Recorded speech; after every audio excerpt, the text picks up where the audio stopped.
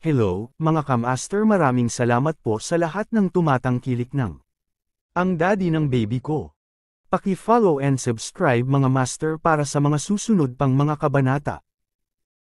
Kabanata 471. Nakontrol niya siya. Huwag kang mag-alala. Magiging maayos din si Jared. Kumusta naman kayo? Nag-aalala din ako sa'yo. Alam mo, hindi lang si Jared, she said in a hoarse voice. Magiging maayos din ako. Magtiwala ka sa akin. Tumawa siya, sinusubukang ibsan ang pag-aalala niya. Ay pangako mo sa akin, Elliot, na babalik ka ng ligtas. Mayroon bang gantimpala para sa pagbabalik ng ligtas? Biglang tanong niya sa seryosong tono. Magpakasal tayo pagbalik mo. Papakasalan kita at magiging asawa mo. Desididong sagot ni Anastasia. Nagulat si Elliot. Totoo bang sinasabi mo? Papakasalan mo ako hanggat nakabalik ako ng ligtas. Oo, hindi kita niloloko. Parehong seryoso si Anastasia. Handa siyang gawin ang lahat basta't ligtas itong nakabalik sa kanya. Kaya niya, bagaman, makatakas ba siya sa mga tauhan ni Riley nang walang anumang pinsala? Ang lahat ng mga kidnapper ay mahusay na sinanay, at ang kanilang mga kakayahan ay hindi dapat maliitin. Deal. Gagapang ako pabalik sa lupa para pakasalan ka kahit na ako ay nasa impyerno. Solemn na ang tono ni Elliot, at para siyang nanunumpa. Gayunpaman, natakot siya. Ayokong gumapang ka pabalik, Elliot. Gusto kong makalakad ka pabalik, ligtas at maayos. Nangangahulugan ang pag-crawl sa likod na nawalan siya ng braso o binti. Hindi niya maatim iyon dahil pinabilis nito ang kanyang puso sa takot at kawalan ng kapanatagan. Alam ko. Ipinapangako kong lalakad ako pabalik sa iyo. Tumawa si Elliot, na para bang may walang katapusang motibasyon na tuparin ang kanyang pangako. Sa sumunod na 2 oras, walang ideya si Anastasia kung ano ang kanyang ginagawa. Ang kanyang isip ay nasa bingit ng pagbagsak at hindi niya inalis ang kanyang tingin sa surveillance camera kahit isang segundo. Paminsan-minsan ay nasusulyapan si Elliot sa deck ng kanyang bangka. Gayunpaman, gaano man siya katitig sa screen, hindi niya makita si Jared. 10 nautical miles lang ang layo ni President Presgrave sa kanila ngayon. Malapit na silang magpapalit ng mga hostage. Natigilan si Ray at Anastasia at tumutok sa screen nang marinig nila iyon. Sa wakas, ang dalawang barko ay tila 100 milya lamang ang layo. Mabilis na dumating ang yate ni Elliot sa kay Aliona, at mula sa screen, personal siyang sinalubong ni Aliona na may malawak at magalang na ngiti. Samantala, sa 2 yate sa internasyonal na dagat, nakita ni Aliona si Elliot na pababa mula sa kanyang yate. Nakasuot siya ng figure-hugging dress na nagpapaganda sa kanya. Alam niyang hindi na niya may tatago ang kanyang pagkatao. Elliot, hindi na natin kailangang pumunta dito. Napabuntong hininga si Aliona. Sa wakas ay naramdaman niyang parang kontrolado niya ito. Ibigay mo sa akin ang bata. Sinaman siya ng tingin ni Elliot. Maaari mo akong harapin sa anumang paraan na gusto mo. May bahid ng puot ang sumilay sa kanyang mga mata nang marinig niya iyon. Paano siya nabihag ni Anastasia hanggang sa puntong handa niyang isakripisyo ang sarili para iligtas ang kanyang anak? Hindi man lang kamag-anak ang anak niya. Pumalakpak si Aliona at ilang segundo lang ay inilabas ng kanyang bodyguard ang isang bata mula sa cabin. Nang makita ni Jared si Elliot, nagulat ang bata kaya napabulalas siya kaagad, Mr. Presgrave.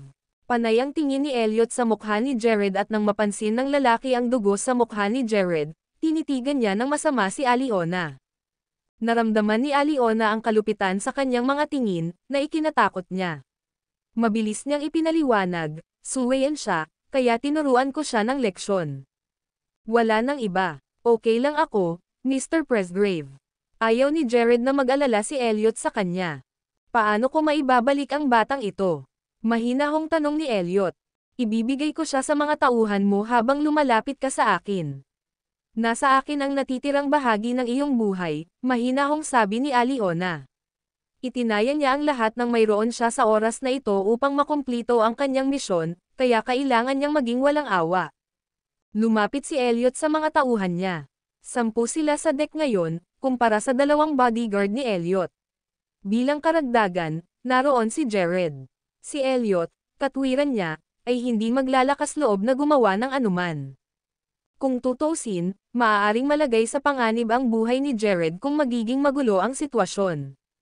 Naglalakad papunta kay Aliona, kusang inabot ni Elliot ang kanyang mga kamay para itali ang kanyang mga tauhan.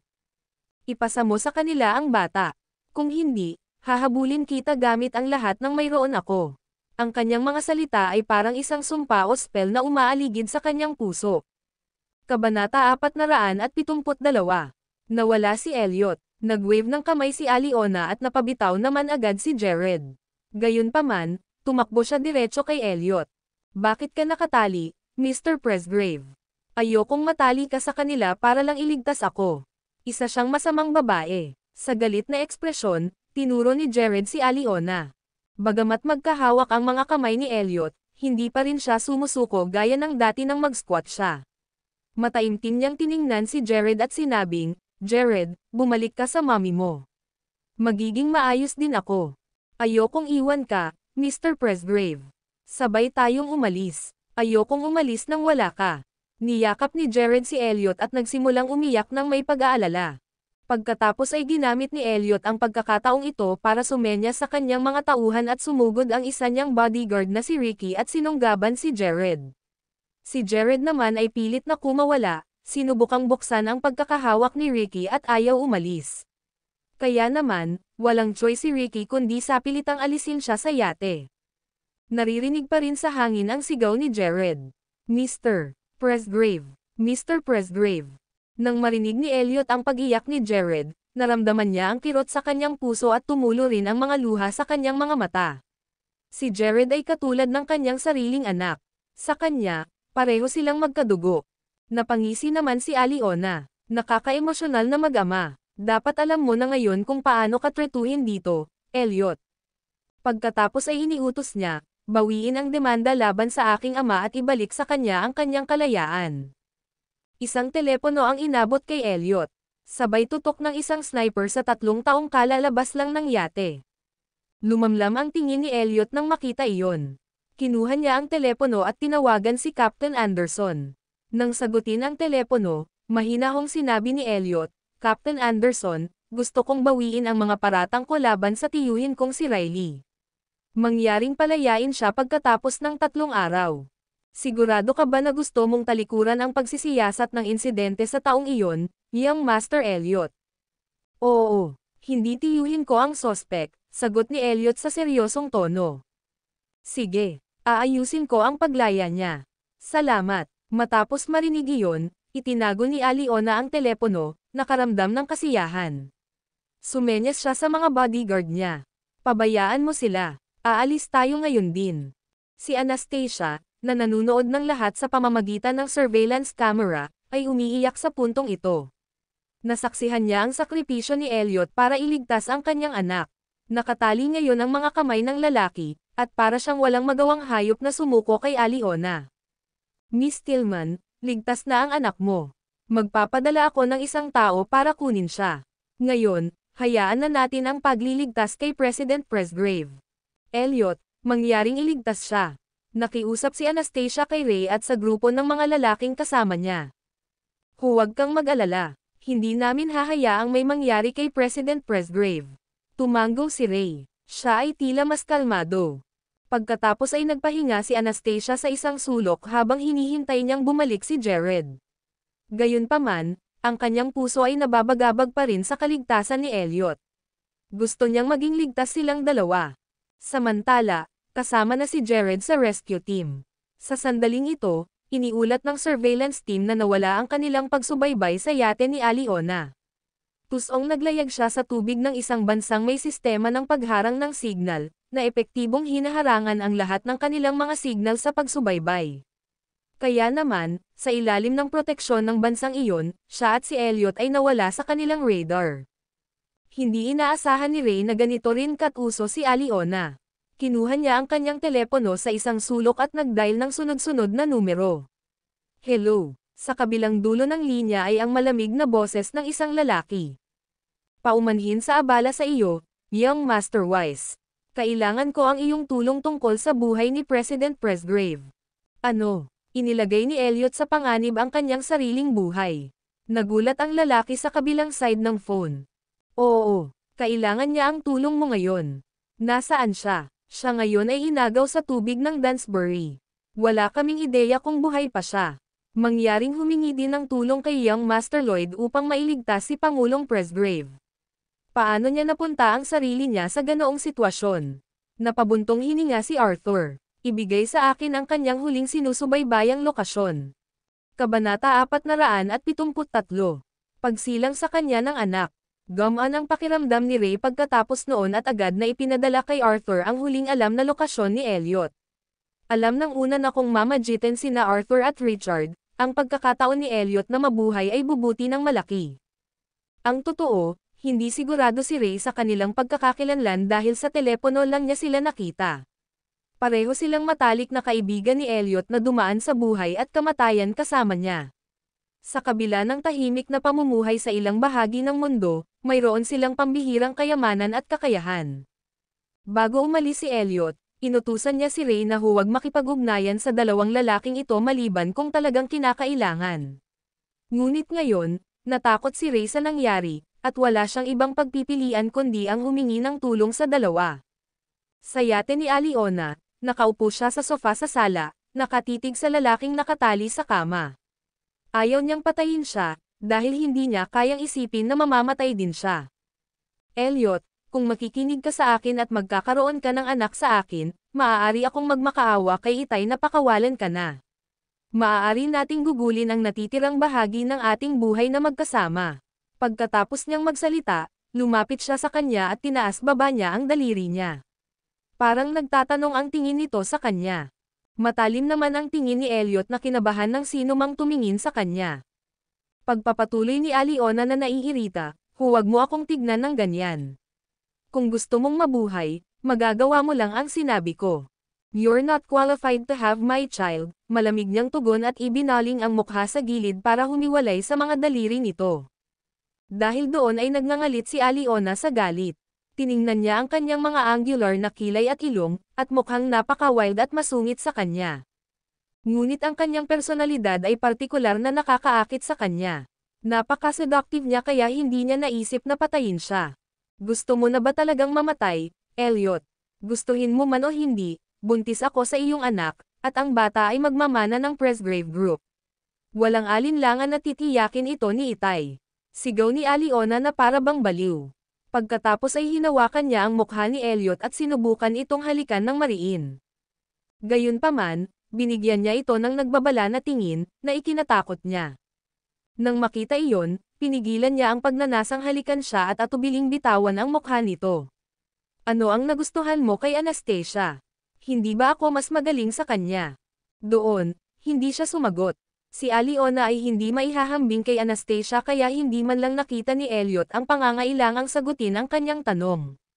Mas mabuti na pag-isipan mo ito, Elliot, kung gusto mo akong mabuntis ng natural o sa paraan ng doktor.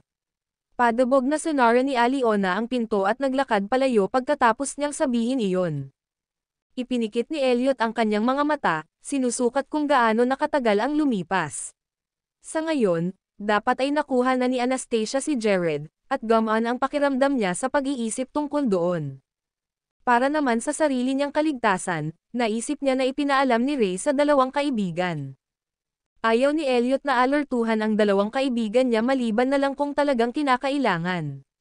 Ngunit, malinaw, ang sitwasyon ngayon ay ginagarantiyahan iyon, at walang alinlangan na siya ay kukutsain ng mga ito kapag nakita niya sila mamaya.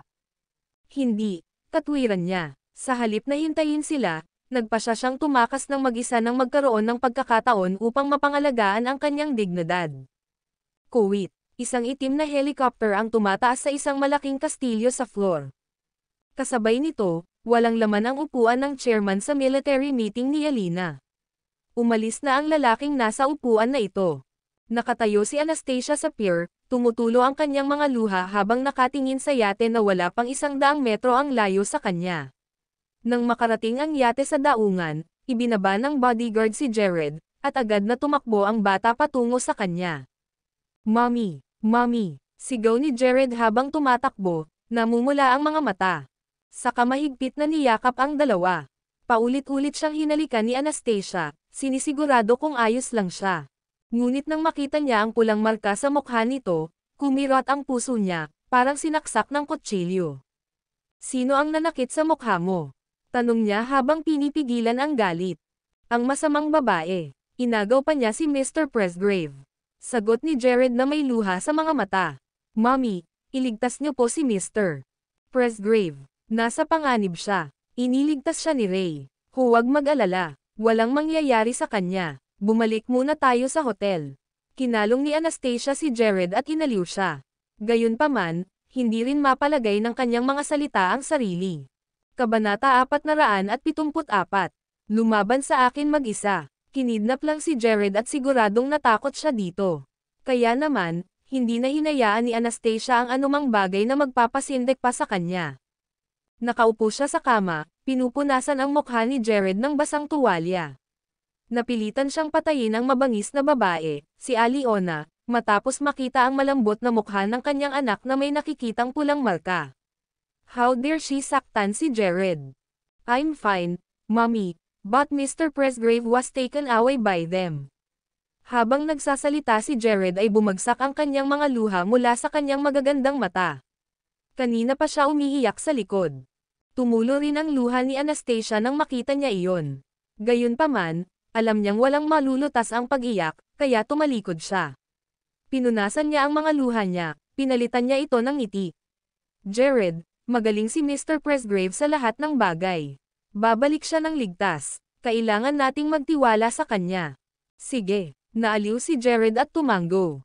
Habang yakap-yakap at hinahalikan ang kanyang anak, nanumpa si Anastasia na hinding-hindi na niya ito hahayaang maranasan muli ang ganitong takot. Ang insidente sa pagkakataong ito ay halos matakot siya sa kamatayan. Total, 4 na taong gulang pa lang si Jared.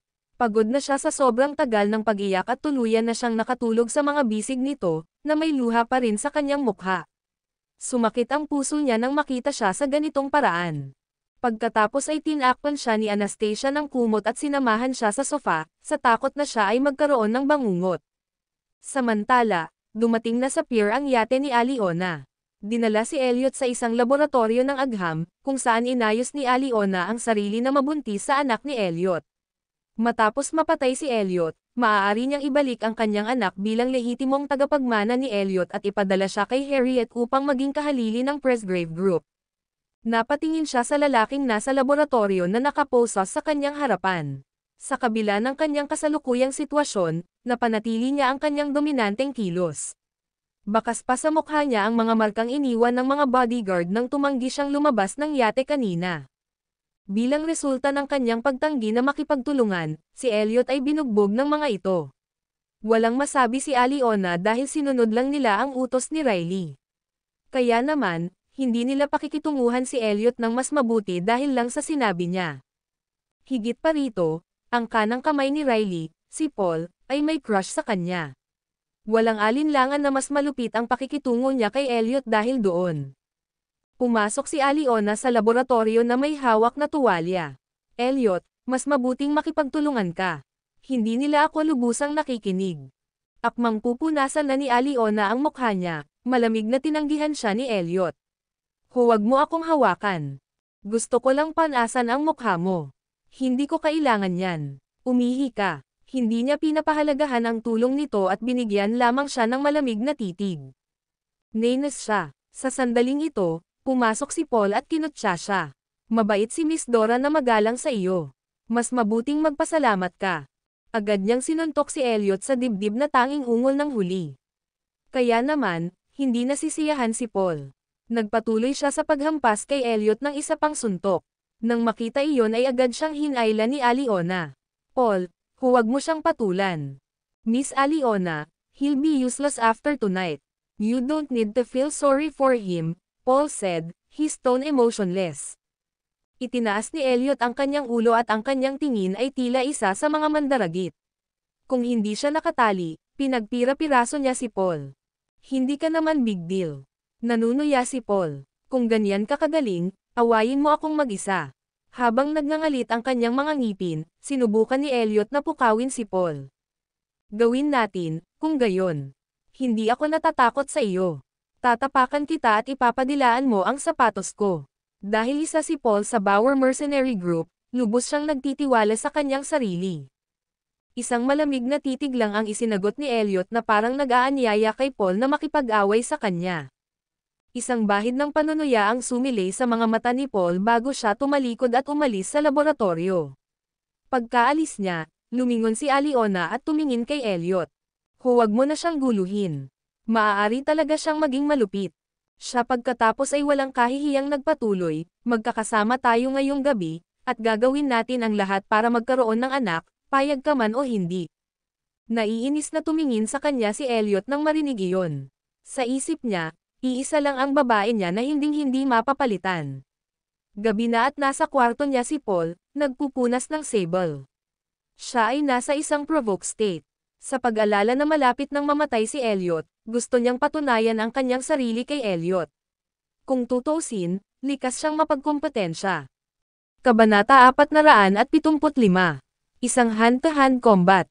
Kung kaya niyang talunin ang kagalang-galang na si Elliot, ito na ang pinakamaluwalhating sandali ng kanyang buhay. Dalhin mo si Elliot sa looban. Tuturuan ko siya ng leksyon. Paul, kailangan niyang makasama si Miss Dora ngayong gabi para. Naging kakilakilabot ang ekspresyon ni Paul nang marinig niya iyon dahil crush niya si Aliona sa nakalipas na 3 taon. Dahil alam niyang iaalay niya ang kanyang sarili kay Elliot at kasama ang katotohanang si Elliot ay hindi nagpapasalamat, si Paul ay nag-aapoy sa galit. Ililigtas ko ang kanyang buhay. Gusto lang ilabas ni Paul ang kanyang galit, at naghihingalo siyang ilabas ito kay Elliot. At kaya, agad na pinuntahan ng kanyang lalaki si Elliot para gawin ito ng kanyang nakatataas. Sa isang bukas na lugar sa looban, inilabas si Elliot, na nanatiling nakakadena ang kanyang mga paa. Nakita ni Paul na hindi ito mahirap, kaya't itinuro niya, pakawalan siya. Paul, paano kung? Gayunpaman, si Paul ay puno ng kanyang sarili. Kaya naman, hindi siya naniniwala na matatalo siya ni Elliot. With that, ngumisi siya. Paano ako matatalo ng isang layaw na young master? Mag-ingat sa tabi, at kung maglakas loob siyang tumakas, turuan mo siya ng leksyon. 6 sa kanyang mga tauhan pagkatapos ay tumayo sa tabi nila, naghihintay na masaksihan ang kanilang labanan. Si Elliot naman ay nakasuot ng itim na coat, vest at itim na sando sa loob. Nagpakita siya ng kalupitan sa gitna ng kadiliman. Sa maikling sandali, nabahala si Paul nang mapansin niyang natanggal ang mga tanikala ni Elliot. Alam niyang hindi dapat minamaliit si Elliot. Gayunpaman, nagyabang si Paul sa harap ng kanyang mga tauhan, at wala siyang ibang pagpipilian kundi magpatuloy para sa kapakanan ng kanyang dignidad. Halika, Elliot, I'll let you have the chance to challenge me, sabi ni Paul, malamig ang boses. Dahil doon, mabilis na tinanggal ni Elliot ang kanyang Amerikana, inihayag ang kanyang matibay na katawan. Ang kanyang mga kalamnan sa ilalim ng kanyang kamiseta ay malabo na makikita sa ilalim ng liwanag ng buwan. Halika, walang pakialam niyang tugon. Naikuyom ng mahigpit ang mga kamao ni Paul. Siya ay naghihingalo upang turuan si Elliot ng isang aralin at matalo siya sa isang pulpol ngayon. Mas mabuti pa kung makikita ito ni Aliona para malaman niyang hindi siya mas mababa kay Elliot.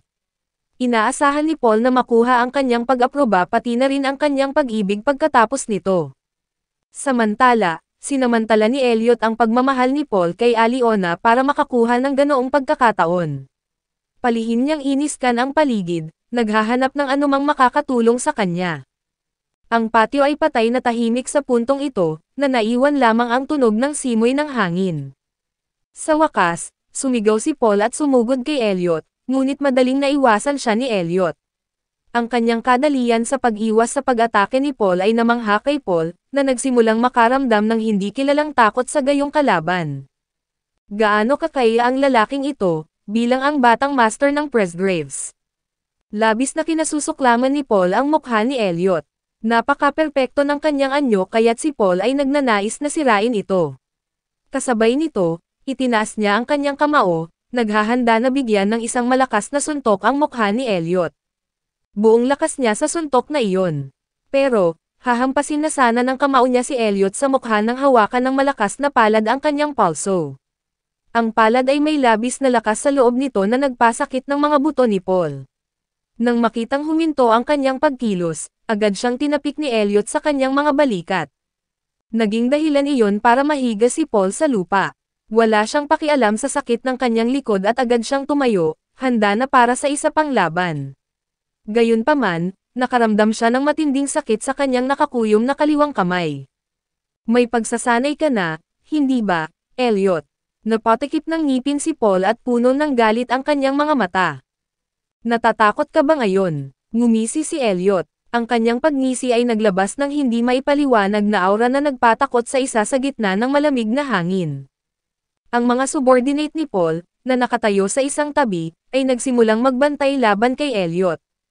Takot sa'yo. Mangarap ka. Muling umatake ang isang nagalit na Paul. Sinipa niya ang kanyang binti at nagsimula ng hand-to-hand combat kay Elliot. Sa isang hand-to-hand fight, ang mga kasanayan sa pakikipaglaban at mabilis na reaksyon ay mahalaga. Nakikita ng lahat ng naruroon na si Elliot ay kapantay, kung hindi man mas mahusay kaysa, kay Paul sa mga tuntunin ng liksi at lakas. Gayunpaman, si Elliot ay binugbog ni Paul kanina nang bumaba sila sa yate. Paano siya nananatiling mabangis? Mag-ingat ka, Paul. Tumahimik ka, sigaw ni Paul. Sa sandaling ito, binigyan ni Elliot si Paul ng isang sipa sa kanyang dibdib. Kasing bilis ng kidlat ang paggalaw ni Elliot at hindi ito naiwasan ni Paul. Dahil dito, nahulog siya ng halos 2 metro ang layo. Kabanata 476. Escapade. Elliot, isa pa. Si Paul ay nadidismaya, at ang kanyang mga mata ay namula.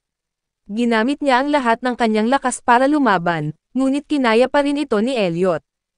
Hindi maarak ang lakas ng lalaking ito. Ako ang pinakamahusay sa Bauer Mercenary Group, at hindi ko siya matatalo. Sa sandaling ito, nakarinig ng ingay si Aliona. Lumabas siya sa likod bahay para makita sina Elliot at Paul na nag-aaway, at natarante siya. Paul, tumigil ka nga. Cuff siya ngayon. Hindi ka mananalo laban sa kanya. Gayunpaman, ang kanyang mga salita ay nagpagalit kay Paul, dahil ayaw niyang matalo laban kay Elliot sa harap niya. Bagamat hindi siya kumpiyansa, sinubukan ni Paul na tipunin ang lahat ng kanyang lakas upang ibagsak si Elliot. Sa sandaling ito, isang pilak na liwanag ang kumislap sa ilalim ng liwanag ng buwan. Mayroong kutsilyo ng hukbo sa kamay ni Paul habang siya ay desperado. Dapat kong gawin si Elliot na magbunga kahit na ang ibig sabihin nito ay kailangan kong gumamit ng sandata. Paul, tumigil ka. Huwag mo siyang sasaktan. Namutla ang mukha ni Aliona sa takot, dahil ayaw niyang masaktan si Elliot bago matulog sa kanya. Gayunpaman, pulang-pula ang nakikita ni Paul. Nawalan na siya ng respeto sa mga nasasakupan at ngayon, nawala na ang dignidad niya sa harap niya. Dapat kong duguin si Elliot. Bumaba ang tingin ni Elliot habang umiiwas sa atake ni Paul. Si Paul ay parang isang hindi mapigil na mabangis na hayop na sinubukang saksakin ang lahat ng kanyang nakikita, at mahirap hulaan ang kanyang mga galaw. Sa pagharap sa isang hindi makatwiran na kaaway, si Elliot ay tumugon ng may kalmado. Kasabay nito, naghahanap siya ng pinakamahusay na pagkakataon upang neutralisahin si Paul. Sa wakas, natagpuan ni Elliot ang pagkakataon. Nang makita ni Paul ang pagkakataon para saksakin ang kanyang hita ay agad na sinakaw ni Elliot si Paul gamit ang kanyang mga braso. Bagamat nasaktan ang hita ni Elliot, nagawa rin niyang sukal si Paul at tapusin ang laban. Bitawan mo si Paul. Agad namang lumapit ang isa niyang kampan na may dalang baril. Mabilis ang naging reaksyon ni Elliot para itulak si Paul sa pinagdaanan ng bala. Biglang napasigaw si Paul dahil sa sakit ng tumama ang bala sa kanyang tiyan. Pasensya na, Paul. Nataranta ang nasasakupan ng maramdamang nanghihina ang kanyang mga paa. Nagpanik din si Aliona dahil hindi niya inaasahan na makakahanap si Elliot ng pagkakataong makatakas. Ngayon, hostage niya si Paul. Bitawan mo ako o papatayin ko siya. Pinagpapawisan at sinasakal si Paul habang patuloy na sinasakal siya ni Elliot, at namumutla na ang una, parang hihinto na siya sa paghinga. Patayin si Paul, ngunit huwag hayaang makatakas si Elliot. Nabaliw si Aliona at walang pakialam kay Paul, kailangan lang niyang nasa tabi niya si Elliot. Gayunpaman, ang grupo ng mga mersenaryo ay napuno ng mga subordinate ni Paul, at nagmamalasakit sila sa lalaki. Sa sandaling ito, lumakad si Aliona sa pinakamalapit na mersenaryo at inagaw ang kanyang baril. Pagkatapos, tinutukan niya si Paul. Ang buhay ni Paul ay kumislap sa kanyang mga mata nang si Aliona ay nagpaputok ng 3 bala sa kanyang dibdib. Sa pagtingin sa baliw na si Aliona, alam ni Elliot na hindi na maaaring maging kalasag niya si Paul. Nang ang lahat ay nakatulala pa rin sa mga pangyayari, binitawan ni Elliot si Paul at sumugod sa mataas na pader sa ilalim ng liwanag ng buwan, na para bang ang pinsala ay hindi nakakaapekto sa kanyang bilis. Napatingin si Aliona kay Elliot, na umakyat sa pader at nakatakas. Pagkatapos, sumigaw siya, ibalik mo siya. Ngayon na. Noon lang tuluyang bumalik sa katinoan ang mga mersenaryo at nagmamadaling tumalon sa pader. Sa likod ng pribadong bahay na ito ay isang makapal na kagubatan sa gilid ng burol. Samantala, sinundan ni Aliona ang isang subordinate at nagmaneho ng kotse mula sa harapan para habulin si Elliot. Sa ilalim ng kalangitan sa gabi, ang kagubatan ay umaabot hanggang sa dulong bahagi ng bundok. Sinadyang pinili ni Aliona ang tagong lokasyong ito para maisegawa ang plano ng panganganak. Gayunpaman, hindi niya inaasahan na tatakas si Elliot. Habulin mo siya. Hindi dapat makalakad ng malayo si Elliot gamit ang kanyang nasugatan na binti. Kinuha ni Aliona ang cellphone at ipinarating ang mensahe sa lahat. Pagbalik sa hotel, pagkatapos patulugin ni Anastasia ang kanyang anak, nalaman niyang pinatay na ni Ray at ng kanyang team ang monitoring equipment at nagpapahinga. Para bang itinigil nila ang planong pagsadyap kay Elliot. Anong meron, Ray? Sumusuko ka na ba kay Elliot? Nag-aalalang tanong ni Anastasia. Miss Tillman, please be rest assured. Isa pang grupo ng mga tao ang magliligtas kay President Presgrave, at mas may kakayahan sila kaysa sa atin, pang-aaliw sa kanya ni Ray. Sino ang tinutukoy mo? Nagtatakang tanong ni Anastasia. Kabanata 477. Malapit na kaibigan. Dinala ni Ray si Anastasia sa isa pang lounge. Pagkaupo ay may sinabi ito sa kanya. May 2 malapit na kaibigan si Pangulong Presgrave. Pareho silang makapangyarihan at may kakayahan. Ngayon, nililigtas nila siya. Kailangan lang nating maghintay para sa mabuting balita. Sino sila? Tanong ni Anastasia dahil nag-aalala siya. Ang apelyido nila ay Lloyd at Weiss. Hindi ko alam ang kanilang background, ngunit sinabi sa akin ni Pangulong Presgrave na ipinadala siya ni Old Madam Presgrave sa isang lihim na kampo ng pagsasanay noong siya ay 8 taong gulang hanggang siya ay 16. Sa panahon ng pagsasanay, nakilala niya ang mga young masters ng iba pang 2 pamilya at nagsanay sila sa loob ng 8 taon na magkasama. Close sila na parang magkapatid. Kung ang isa sa kanila ay nasa panganib, ang 2 pa ay magbibigay ng tulong. Nagulat si Anastasia. Hindi niya talaga maintindihan ang background ni Elliot. Bukod dito, mayroon silang sariling mga sistema ng pagsubaybay na may tumpak na pagpoposisyon. Hanggat makarating sila sa Dansbury, mabilis nilang mahahanap si President Presgrave at mailigtas siya. Naniniwala si Ray na tiyak na ililigtas nila si Elliot kung hindi siya mamamatay bago sila makarating sa kanya. Nang marinig ito, medyo gamaan ang pakiramdam ni Anastasia. Maayos na lumapag ang isang pribadong eroplano sa isang paliparan sa Dansbury. 3 itim na armored SUV ang lumitaw sa likuran ng sasakyang panghimpapawid. Umalis ang mga sasakyan palabas ng airport at tumungo sa isang direksyon. Wala pang 20 minuto pagkaalis ng grupo, dumating ang isa pang pribadong eroplano. Sinipsip ng madilim na kulay ang mga ilaw malapit sa airport. Mula sa likuran, 2 pang sasakyan ang sumugod sa dilim. Samantala, walang ideya si Aliona kung sino ang kanyang nasaktan. Inutusan niya ang kanyang mga nasasakupan na hanapin si Elliot sa lalim ng gubat. Hanapin mo siya ngayon. Huwag mo siyang hayaang makatakas. Ayaw ni Aliona na mabaygo ang plano dahil gumastos siya ng malaking pera dito. Hindi siya magkakaroon ng pagkakataong kumpletuhin ang plano kung nabigo siya ngayon. Miss Dora, napakalaki ng gubat na ito. Nadama ng kanyang mga nasasakupan na mahirap ang gawain. Wala akong pakialam kung paano mo ito gagawin, ngunit kailangan mong mahanap siya. Go! Umupo si Aliona sa kotse at nag-order. Pagkatapos, umalis siya sa kotse at kumuha ng flashlight para maghanap ng direksyon. Saan kaya pwedeng pumunta si Elliot? Nasaksak siya sa binti at tiyak na dumudugo ng husto, at uubusin nito ang kanyang lakas. Hindi siya maaaring masyadong lumayo sa pinsala. Sa katunayan, nasa malapit si Elliot. Nakahiga siya ngayon sa ilalim ng malaking puno. Hinubad niya ang kanyang kamiseta at itinali ang kanyang binti upang pigilan ang pagdurugo. Pakiramdam niya ay humihina ang kanyang lakas, ngunit hindi siya mahuli ng grupo. Kung tama ang kalkulasyon ko, malapit na silang dalawa. Kailangan ko lang manatili sa isang ligtas na lugar at maghintay na iligtas nila ako. Ang makahanap ng isang tao sa kalagitnaan ng gabi ay isang istorbo. Matagal nang naghahanap ang dosenang mga nasasakupan ni Aliona ngunit walang resulta. Kaya, bumalik sila at sinubukang sundan ang landas ni Elliot. Nagsimula sila sa kung saan tumalon si Elliot sa dingding, kasunod ang mga bahid ng dugo na iniwan niya. Kasunod ng mga mantsa ng dugo, naisip ni Aliona na labis siyang damyugo at maaaring himatayan sa isang bukid dahil sa pagkawala ng dugo. Agad namang nagulat ang isang subordinate, may mga piraso ng tela dito.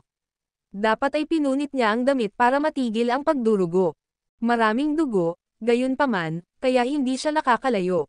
Ang mga mata ni Aliona ay kumislap sa tuwa. Tara, ibalik mo siya sa akin. Nandito na ang mga doktor. Sa sandaling ito, narinig nila ang tunog ng isang helicopter na paparating sa kanila. Napakalakas ng tunog ng spiral. Naging madilim ang ekspresyon ni Aliona. Masama rin ang kutob ng mga nasasakupan niya. Bakit may helicopter na dumarating dito sa kalagitnaan ng gabi? Huwag kang mag-alala tungkol dito. Ipagpatuloy mo ang paghahanap sa kanya. Umaasa si Aliona na wala dito ang helicopter para iligtas si Elliot. Makalipas ang ilang minuto, umikot ang helicopter sa kanilang mga ulo at pumarada sa isang field malapit sa kanila. Kabanata 478. Pagpapatibay. 4 na tao ang lumabas mula sa ilalim ng eroplano. Ang isa sa kanila ay isang binata na nakasuot ng itim. Nakatayo siya roon na parang isang malakas na bato, na nag-iwas sa isang kahangahangang aura. Hinawakan niya ang iPad sa kanyang kamay at saka itinuro sa isang tiyak na direksyon. Puntahan mo siya doon. Pagkatapos, humakbang pasulong ang lalaki gamit ang mahahabang paa at humakbang sa damuhan. Ang malagang damo ay sumirit sa ilalim ng kanyang mga paa. Inilagay niya ang kanyang lakas sa mga binti na katulad ng sa isang sundalo. Sir, may dumarating na grupo ng mga tao, sabi ng kanyang subordinate. Deal with it, sagot ng lalaki sa mahinang boses at nagpatuloy sa paglalakad.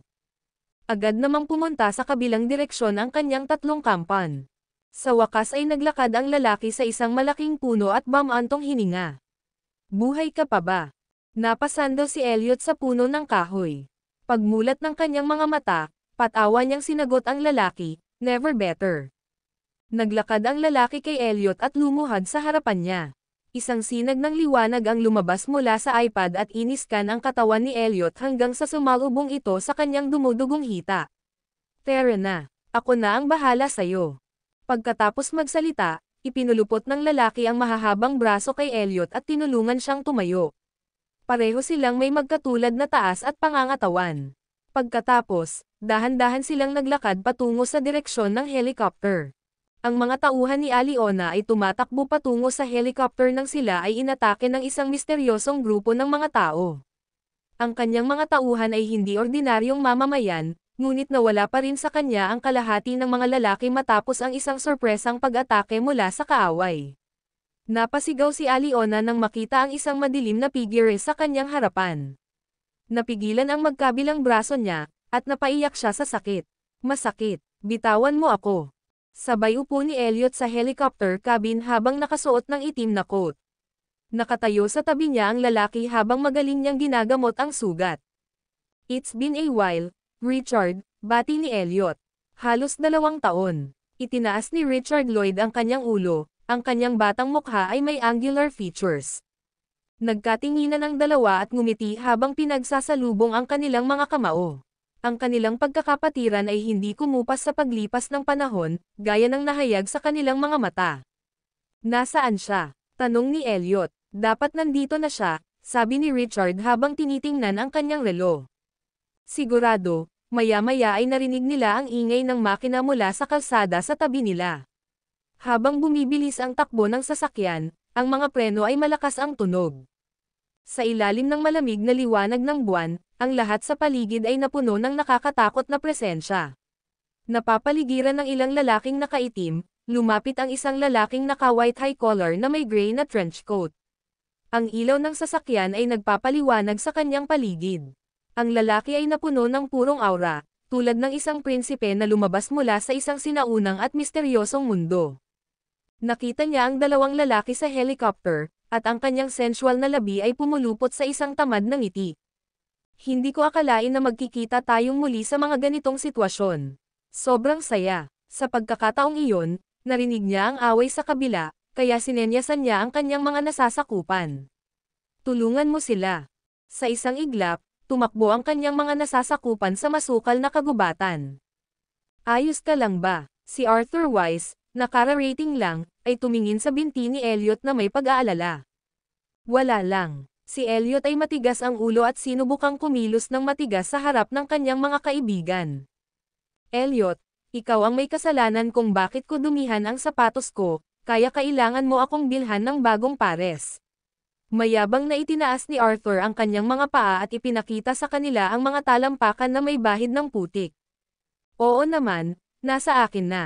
Nagkatinginan sina Elliot at Richard.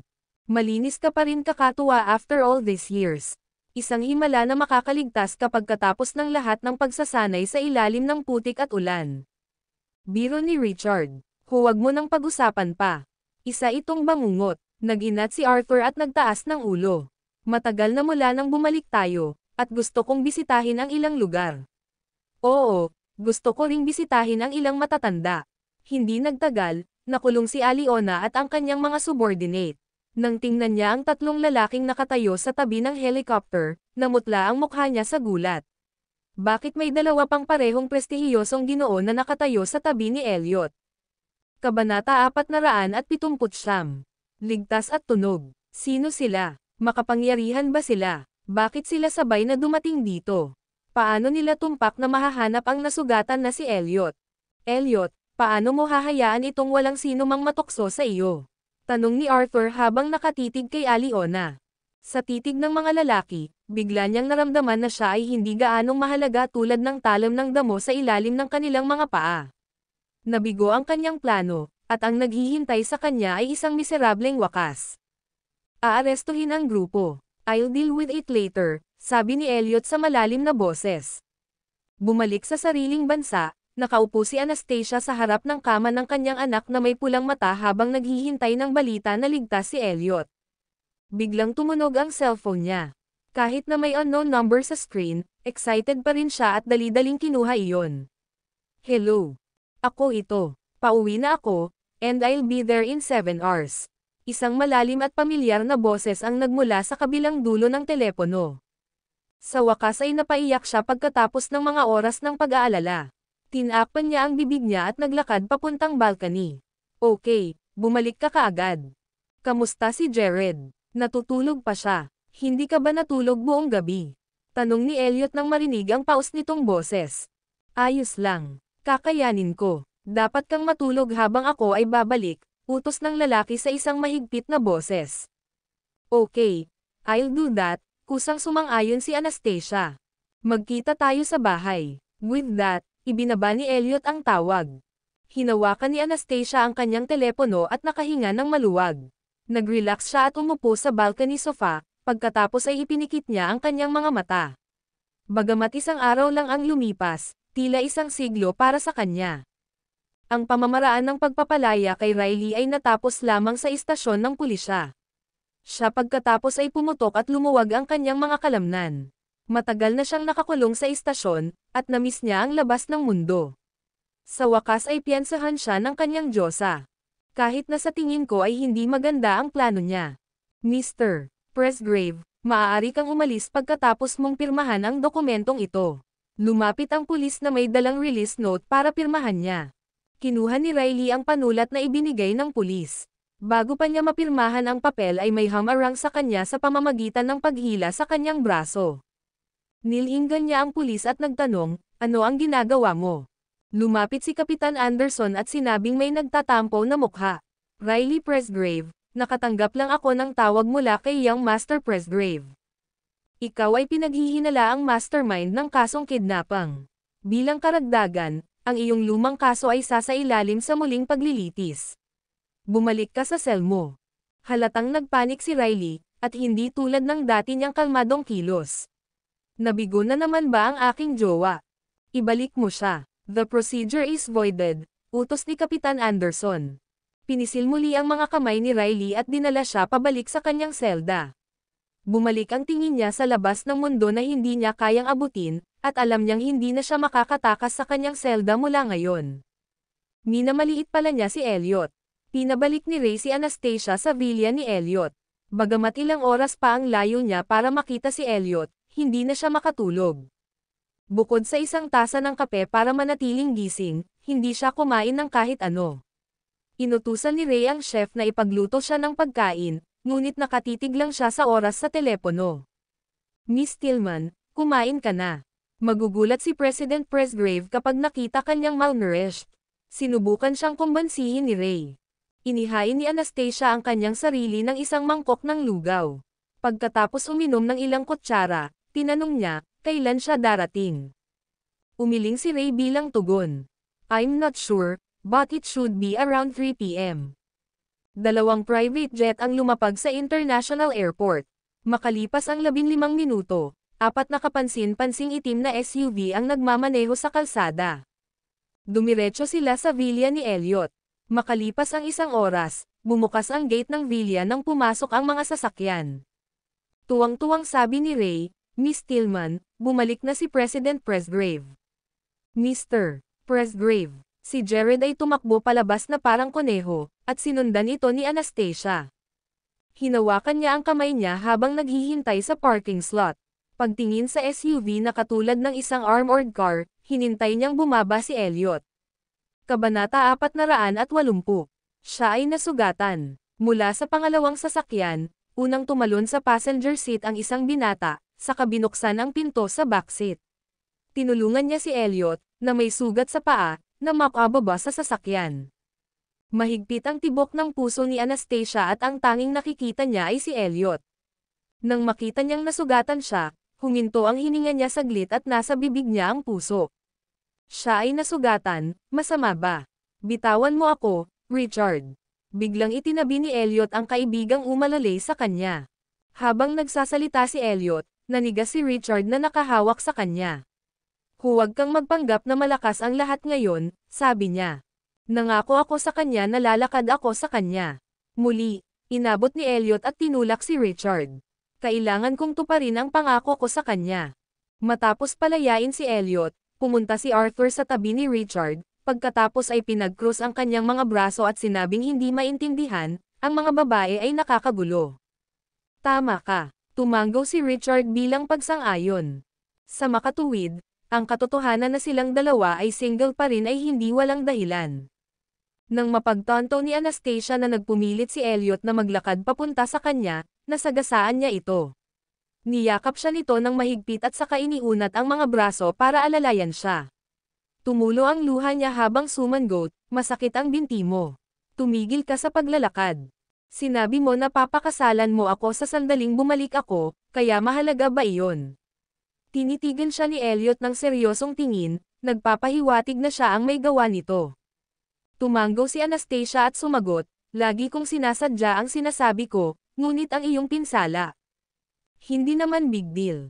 Ilang araw na lang gagaling na, pag-alo nito sa kanya. Pagkatapos, lumingon siya at sinabing, I'll introduce you to my 2 best friends, Arthur Weiss and Richard Lloyd. Sila ang dalawa sa aking pinakamalapit na kaibigan na hindi ko nakita sa loob ng maraming taon, at ito ay salamat sa kanila para sa pagdating upang tumulong sa oras na ito, paliwanag niya. Ang dalawang lalaki na laging nasa taas ay nakatayo ng 2 metro ang layo at biglang hindi na nakisalamuha. Nagkamot ng ulo ang isa, at ang isa naman ay nagwagayway ng kamay. Pareho silang tumingin kay Anastasia at sabay na sinabi, Hello, hipag. Nang marinig iyon, nagulat si Anastasia. Hello, she squeaked, pulang-pula ang pisngi. Magkasing edad lang silang tatlo, pero mas matanda si Elliot kay Richard at Arthur ng 1 taon. Sa makatuwid, ang pamagat ng hipag. Gayunpaman, nang mapansin nilang dalawa si Jared, na nakatayo sa tabi ni na Elliot at Anastasia, agad silang nagpalitan ng gulat na tingin. Sa pagbabalik, nabalitaan na nila kung paano hinabol ni Elliot si Anastasia at nalaman niyang may anak ito. Gayunpaman, bigla silang naisip ng isang bagay sa sandaling ito. Bakit magkamukha ang anak ni Anastasia kay Elliot? Sa sandaling iyon, lumingon si Elliot at sumenyas sa kanila. Pumasok ka at magpahinga bago ka umalis, sabi niya. Nang akmang hahakbang pasulong si Richard, hinayla siya ni Arthur sa braso at pinigilan siya. May mga bagay tayong gagawin ngayon. Bukas na lang tayo babalik, pahayag ni Arthur. Pagkatapos magsalita, hinayla niya si Richard papasok sa kotse, at tumalikod at umalis ang 4 na armored vehicle. Hindi sila hinimok ni Elliot na manatili. Sinadya nilang nagbigay ng puwang para sa kanya at ni Anastasia na magkasama, na isa ring tacit na pagkakaunawaan sa pagitan ng mga kaibigan. Namula ang mga mata, isang guilty na tanong ni Jared habang yakap niya ang isa pang hindi nasaktang binti ni Elliot, "Kumusta ang binti mo, Mr. Presgrave?" Para sa kanya, ang aksidente ni Elliot ay dahil sa pagliligtas sa kanya. Ang malaking palad ni Elliot ay marahang hinaplos ang ulo ni Jared. Ang pagtingin sa mga luha ni Jared ay nagpasikip ng kanyang puso. Ang kalungkutan ni Jared ay maaaring dumaan kaagad sa kanya, at parang may dugong namagitan sa kanila. "Jared, tumigil ka sa pag-iyak. Ipasok muna natin siya sa bahay," pang-aaliw ni Anastasia sa bata. Matapos ang pangyayaring ito ay tila lumaki na ang kanyang anak at naging mas matino na ngayon. Di nagtagal, dumating ang personal na doktor ni Elliot na si Benedict Palmer, at doon napagtanto ni Anastasia na hindi niya talaga kilala ang mga tao sa paligid niya. Si Benedict ay wala pang 30 taong gulang, ngunit ang kanyang mga kasanayan sa medikal ay nasa pinakamataas na antas. Siya rin ang pinuno ng pribadong ospital ng Presgrave Group. Bilang isa sa mga pinakamalapit na tao ni Elliot, si Benedict ang namamahala sa kalusugan ni Elliot. Habang nililinis ang sugat, nagtanong si Benedict tungkol sa nangyari noon kay Harriet. Noong panahong iyon, hindi na siya makabalik pagkatapos ng insidente dahil nag-abroad siya para mag-aral.